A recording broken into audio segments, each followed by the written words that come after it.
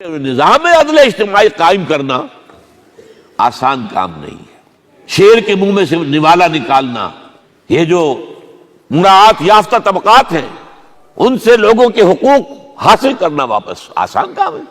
اس کے لیے تو بڑی سخت محنت اور مشقت اور ایثار اور قربانی، صبر اور مثابرت، استقامت اور مقاومت کا ثبوت دینا پڑے گا۔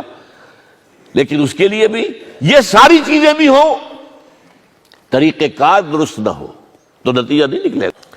اور صحیح طریقہ کار کی سورس واحد وہ سیرت محمدی ہے صلی اللہ علیہ وسلم، واحد، کیونکہ ایک لائف سپین میں یہ کام صرف حضور کے ذریعے سے ہوا ہے۔ 23 برس ایک فرد واحد کی حیثیت سے آپ کھڑے ہوئے ہیں۔ پہلے دن 4 آدمی ایمان لے آئے، زوجہ محترمہ خدیجہ الکبریٰ رضی اللہ تعالی عنہ، ایک انتہائی جگری دوست ابو بکر رضی اللہ تعالی عنہ، اپنے زیر کفالت اور زیر تربیت چچا بھائی علی رضی اللہ تعالی عنہ، اپنے غلام جنہیں آزاد کر کے منہ بولا بیٹا بنایا زید بن حارثہ رضی اللہ تعالی عنہ۔ 1+4 5 بنے۔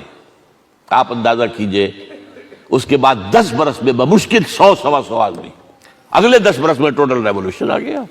تو میں نے یہ ثابت کیا منہج انقلاب نبوی اپنی کتاب کے اندر، ریولوشن کا طریقہ کار اگر اخذ کرنا تو واحد سورس سیرت محمدی ہے صلی اللہ علیہ وسلم۔ اور یہ ہے جو خزانہ ہے سیرت کا، اس کی سب سے بڑی دولت یہ ہے۔